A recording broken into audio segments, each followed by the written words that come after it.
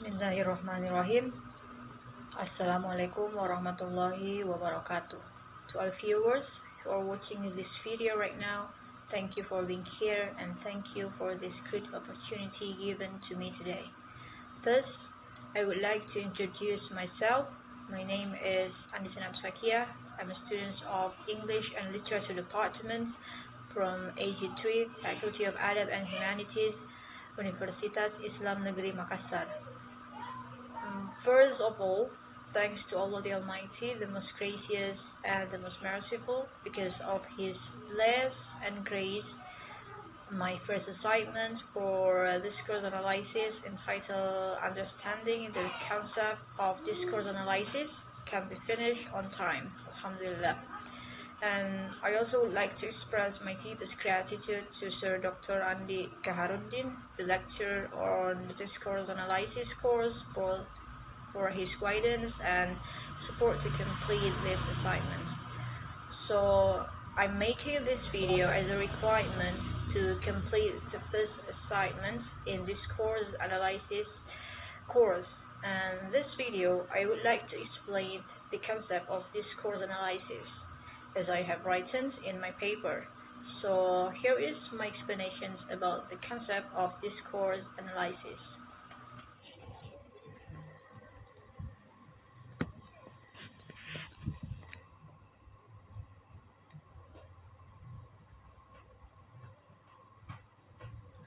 Well, so in this sections there are 5 main topics we are going to recover. The first topic is about the genesis of discourse analysis, why we should learn the genesis of discourse analysis. The second topic is about what is the influence of the development of linguistic theory towards the development of discourse analysis theory. The third topic is about traditional grammar theory, and the fourth topic is about structuralism theory, and the last but not least is about functionalism theory.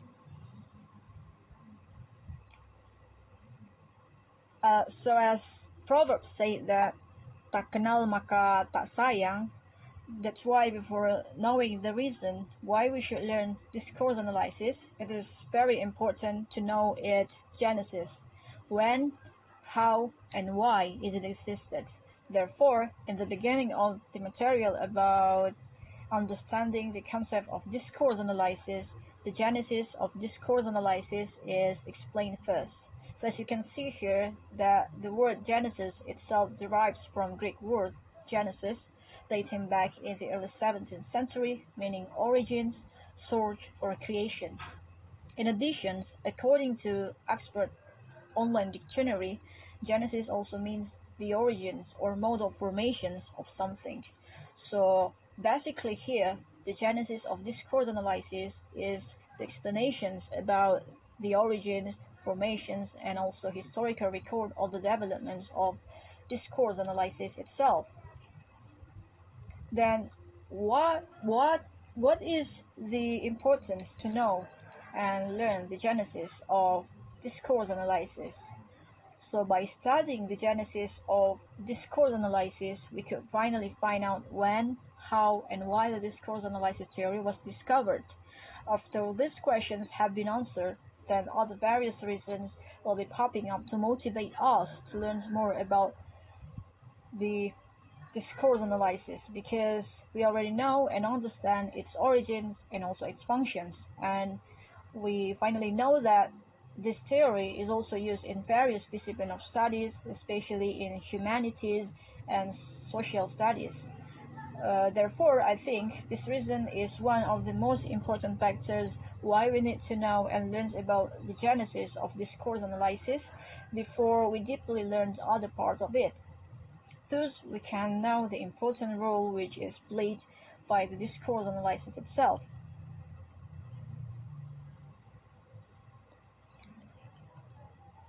Next is about the influence of linguistic theory toward the development of discourse analysis theory.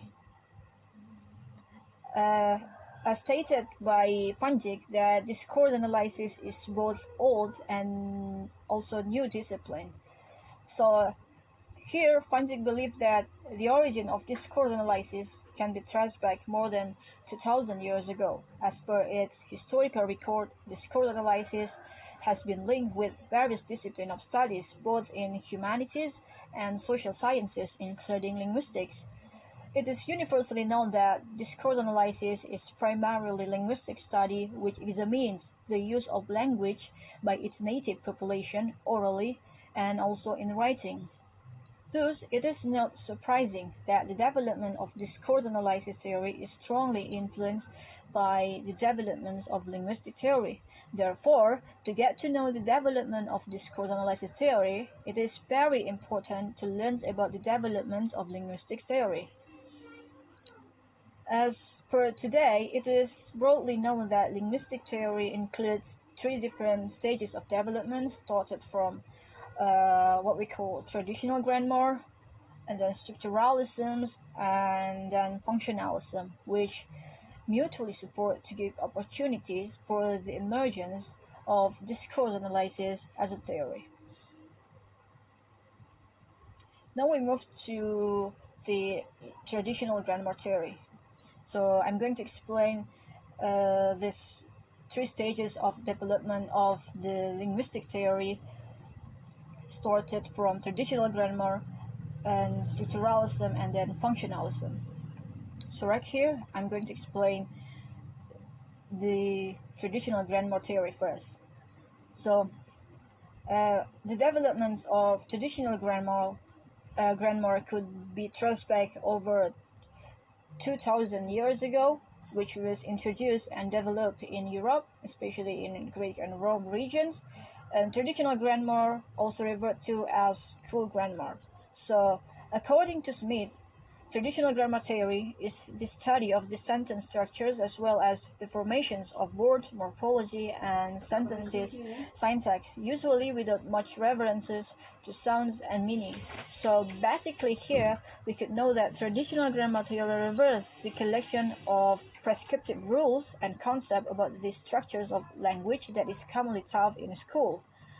It is also largely based on the principle of Latin grammar, which is found somewhat different from modern linguistic study that we know today. Then what is the main principle of this theory? The main principle, which is promoted by traditional grammar theory, is that the grammars in the traditional reflects the prescriptive view that one dialect or variety of a language is to be valued more highly than others and should be the norm for all speakers of language. Traditional grammar principle defines what is and isn't correct in the English by studying unfairly and strict and also rigid grammar rules, which are only focusing on formation of words, morphology, and sentences syntax without knowing its meaning and also its functions. In language teaching, whether in teaching language as foreign language or second language, teachers who are applying traditional grammar theory in their class usually must make rules of a certain language as an absolute reference, which should be fully studied and followed by all learners of the language. So, therefore, they are required to read, write, and answer the written tag, like spelling, grammar, and syntax, correctly based on the rules which has been set. Consequently, students are only allowed to speak in accordance with the pattern of sounds, words, and sentence structures of the source language. So, according to traditional grammar theory, making mistakes is very highly avoided because based on the prescriptive of this approach, the more mistakes someone has made, then the more bad his quality and also understanding of the language he learns.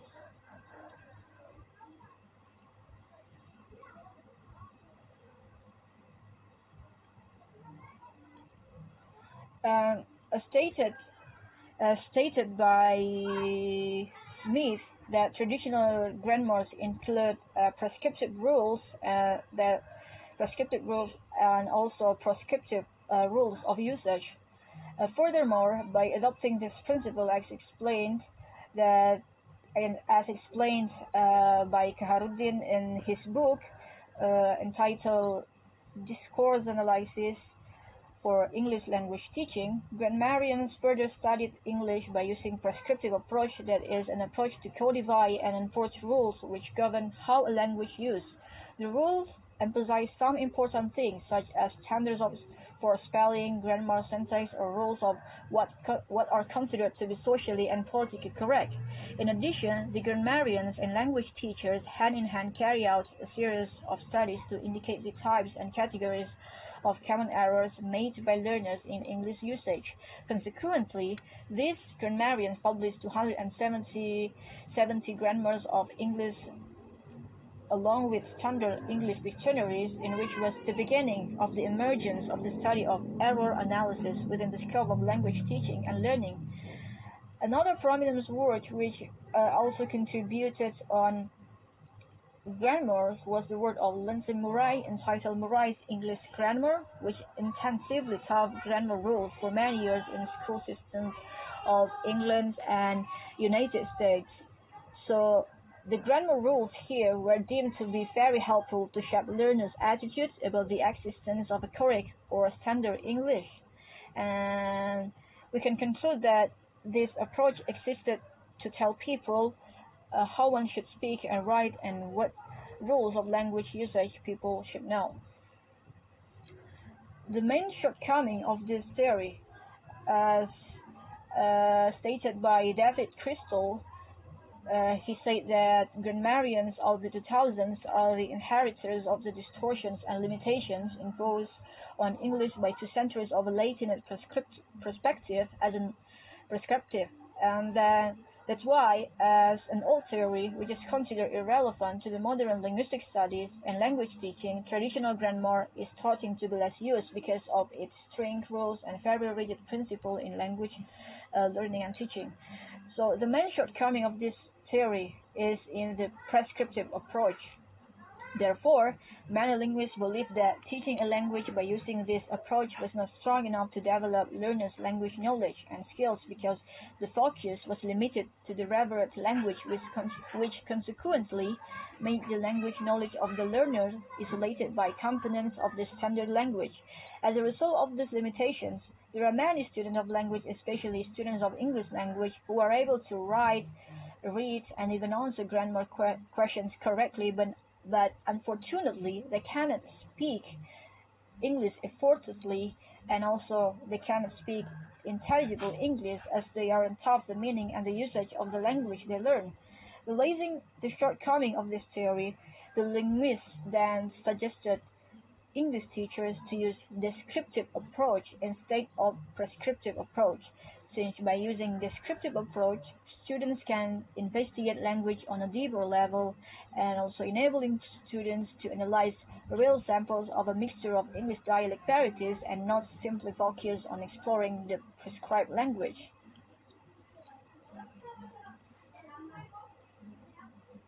Then what is grammar translation method and its relations to traditional grammar theory? So GTM, or grammar translation method, is an old-fashioned method of teaching foreign languages which derived from the classical method of teaching Greek and Latin. The main purpose of this method is to learn a language in order to read, write, and literature, to benefit from mental discipline and intellectual improvement. Therefore, in GTM, reading and writing skills are more focused than listening and speaking skills. Then, what is the relations of grammar translation method and traditional grammar? So, according to Zia, traditional grammar theory inspires the birth of grammar translation method in language pedagogy. So, even though in today's language pedagogy this method has been largely abandoned by many language teachers, it should be borne in our mind that the criticism of this method has become pioneer of diverse linguistics and language teaching theories, such as structuralism and functionalism theory of linguistics.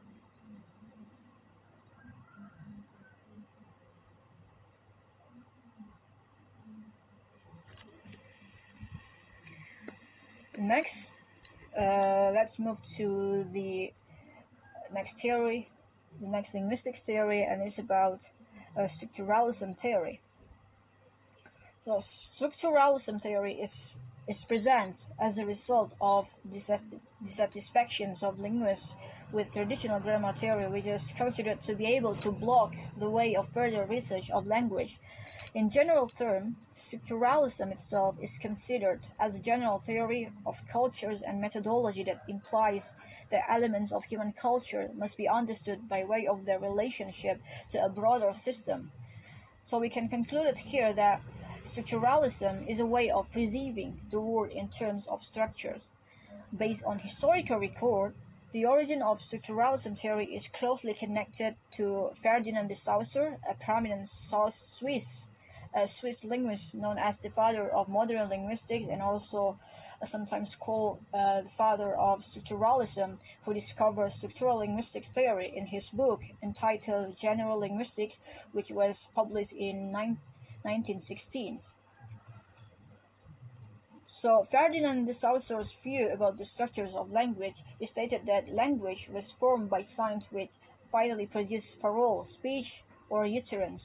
And utterance here is then understood by any meaningful event that has been made possible and governed to an extent by a pre-existing system of signs. So a sign has two components. The first component is signified and then a signifier. So in other words, the sign is the combination between signified and signifier to gain its meaning. Therefore, in two different languages have different words to describe the same ideas or concepts. And in this regard, speakers cannot intrinsically explain why a certain sign is used to convey a given signifier. So that we know language has to be studied synchronically by studying the linguistics elements and usage of a language at a particular moment. Then, what is the main principle of structuralism theory? So, the main principle of this theory, as stated by Kaharruddin in his book Discourse Analysis for English Language Teaching, there are three main principles. The first principle is structuralism, put spoken language to be the first place and written language as the second. The second principle of structuralism is structuralism employs descriptive approach, which allows learners try to find the unconscious rules that people follow when they say things like sentences without any prescribed rules in books to follow. And the last principle of this theory is structuralism requires learners to learn language skills as a unified system as a whole. Therefore, they need a sort of language components for imitations in order to build their skills in a foreign language. So in conclusions, we know that it is believed that structuralism theory believes that things cannot be understood in isolation. Therefore, they have to be seen in the context of larger structures they are part of.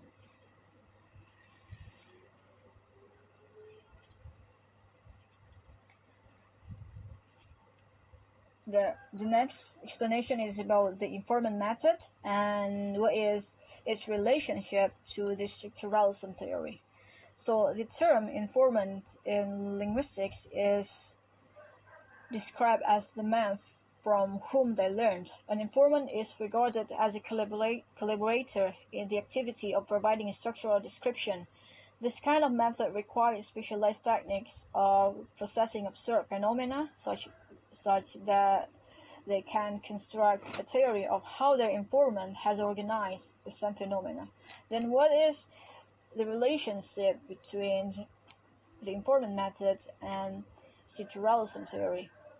So it is explained that the underlying of structuralism principle have guided this theory to language pedagogy and have resulted in the introductions of audiolingual methods for teaching foreign language. This kind of method, usually called informant method, where it employed a native speaker of the language called as the informant, who served as a source of phrases, vocabularies, and also provide sentences for limitation.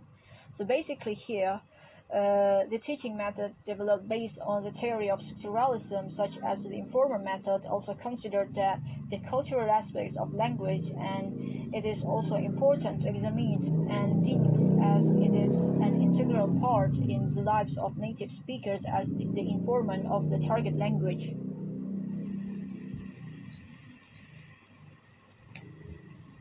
So here is some characteristics of the informant methods. A language is what its native speaker says, not what someone thinks they ought to say. Drilling is a primary activity in the classroom. Learning a foreign language is in need of habit using the language, which is initiated by mimicking, repeating the usage of language components continuously until the learners feel natural to express everything they have learned in the foreign language. Then teachers have to lead his learners to practice the same sentences over and over again to gain familiarity with the sentences. Teachers' language is a model for the learners to imitate.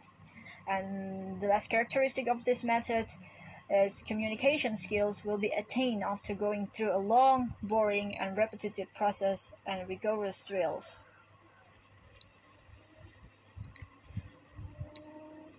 Then what is the main shortcoming of this theory?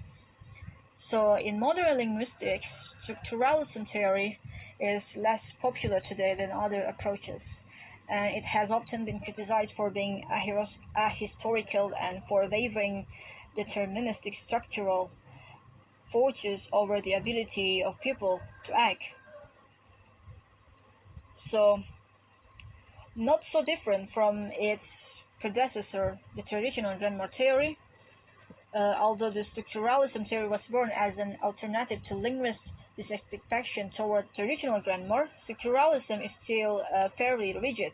This is because the learning and teaching method that is applied also still requires language teachers and learners to speak using appropriate language patterns in accordance with the language that is set and accepted at the time, or commonly called received pronunciations, or RP, which is used by royal family members and also nobilities in England. Consequently, language teachers are required to prevent students from making errors while speaking, in which they are usually correcting students such as pronunciation, word selections, and grammar when those things aren't in accordance with the rules that have been set.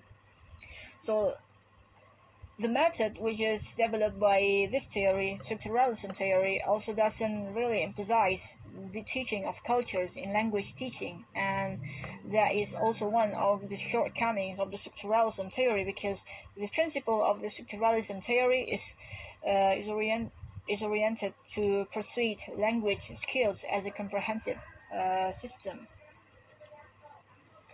Then what is error analysis and its relations to the structuralism theory? So the term error refers to a systematic deviation of a norm or a set of norms of a target language. Norris stated that error is a systematic deviation when a learner has not learned something and consistently gets it wrong. Furthermore, Brown also defines error analysis as the process to observe, analyze, and classify the deviations of the rules of the second language and then to reveal the systems operated by learners. Then what is the relations between error analysis and the structuralism theory? Error analysis itself extensively began to be developed during the era of structuralism theory. Error analysis is solely done to provide information to teachers about the forms errors often made by learners. This information is then considered as the spot of learners' problem in learning foreign languages, where the teachers are then obligated to correct such error.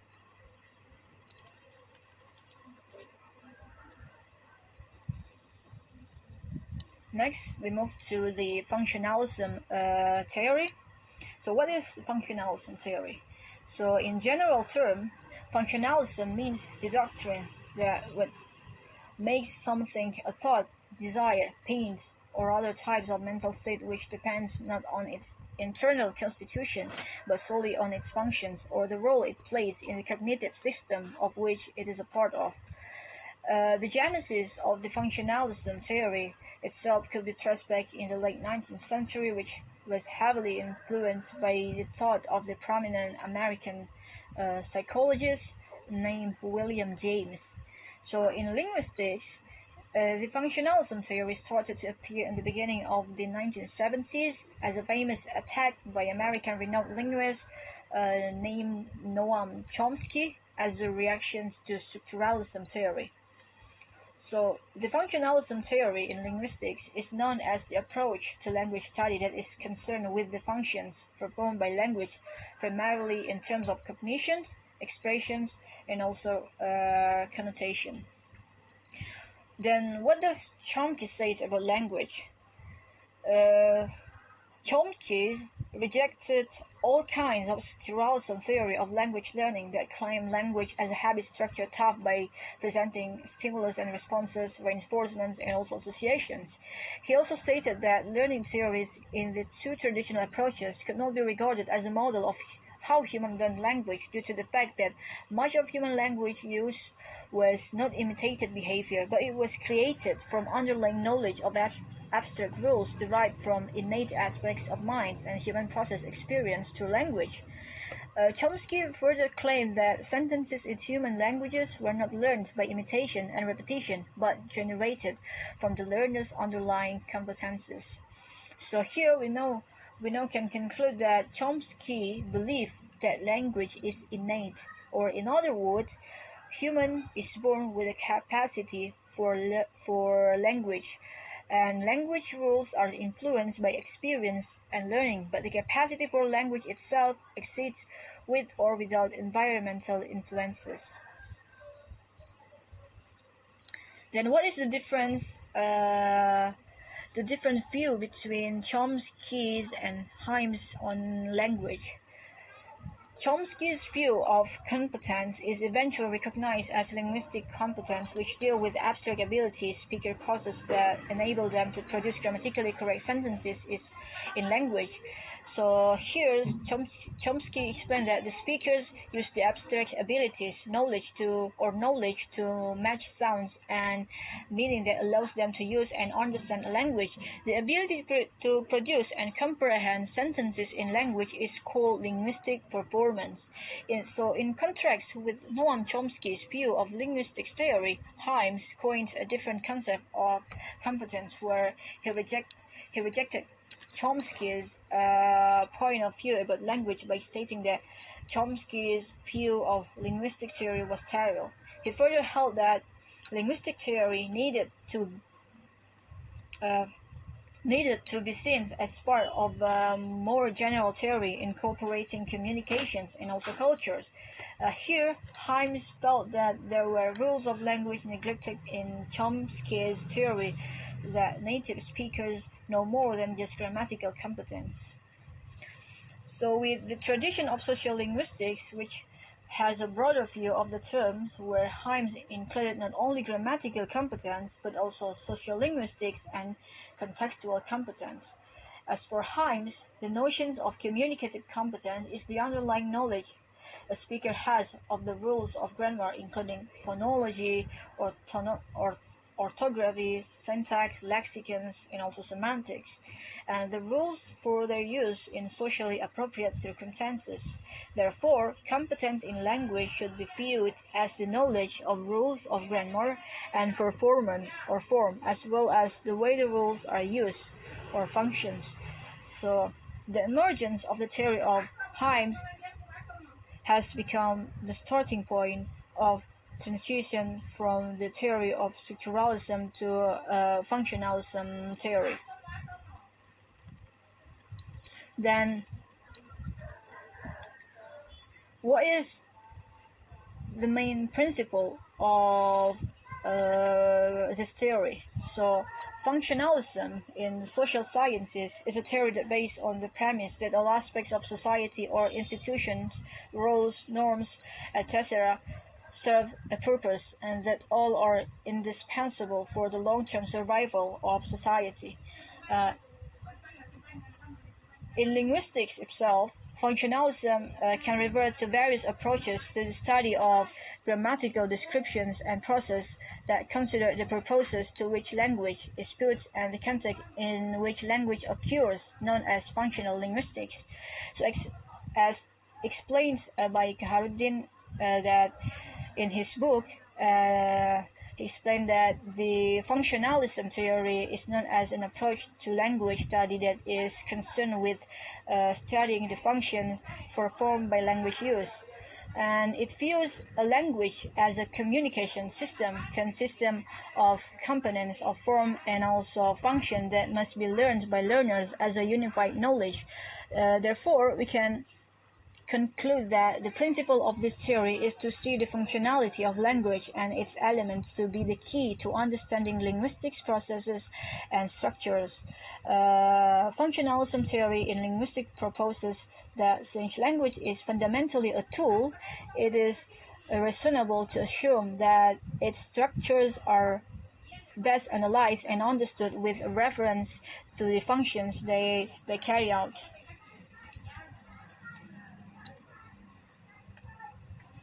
So what is the CLT method and its relations to the functionalism theory? CLT, or communicative language teaching, means different things to different teachers. To some language teachers, CLT simply means a greater emphasis on the use of the target language in the classroom, and in particular, a greater emphasis on orality. However, to some other language teachers, this method entails the exchange of unknown information between interlocutors. Despite its various definitions, it is broadly known that CLT is an approach to the teaching of seconds or foreign seconds and foreign languages that emphasize interaction as both the means and the ultimate goals of learning a language. Then, what is the relations of CLT to functionalism theory? So this method is based partly in the theories of British and American linguists such as Halliday, Firth, Himes, and Lafop. As we know that Chomsky's view on competence had been the concept into the discussion of language, either second or foreign language, which was then developed by Himes into a communicative competence. It is said that the communicative competence is developed within sociolinguistics as a sub-discipline of linguistics. And the communicative competence soon is widely spread around the world as the most recommended goal of language teaching. Consequently, language teachers and teaching institutions all around the world immediately began rethinking and redesigning their teaching syllabus and also classroom materials based on communicative approach. This has given a great influence to the language teaching methodology, and the result is the communicative language teaching method, or CLT. Then, what is the relationship between discourse analysis and functionalism theory? The Oxford Online Dictionary defines discourse analysis as linguistics, a method of analyzing the structures of text or utterances longer than one sentences, taking into account both their linguistic content and their sociolinguistic context. This analysis performed using this method, and in addition, according to Snape and Spencer, discourse analysis originates from the discipline of psychology, which is sociology, which is about examining the way knowledge is produced within different discourses and the performances,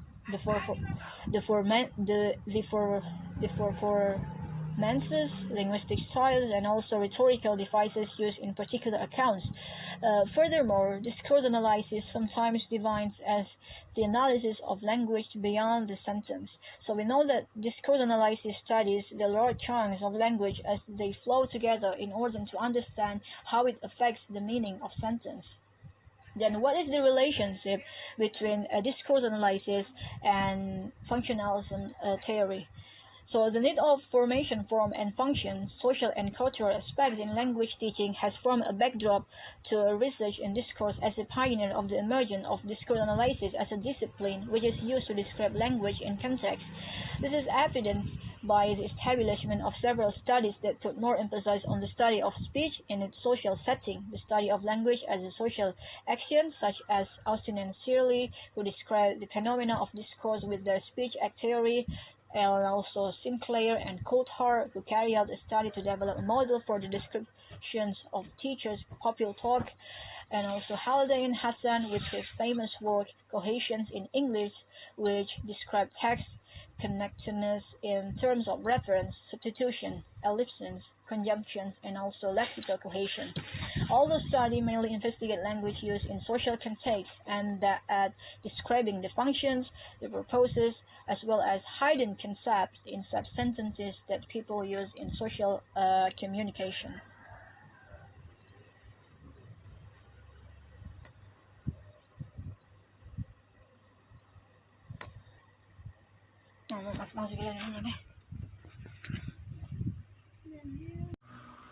Okay, everyone, so that's all what I can explain about the concept of discourse analysis.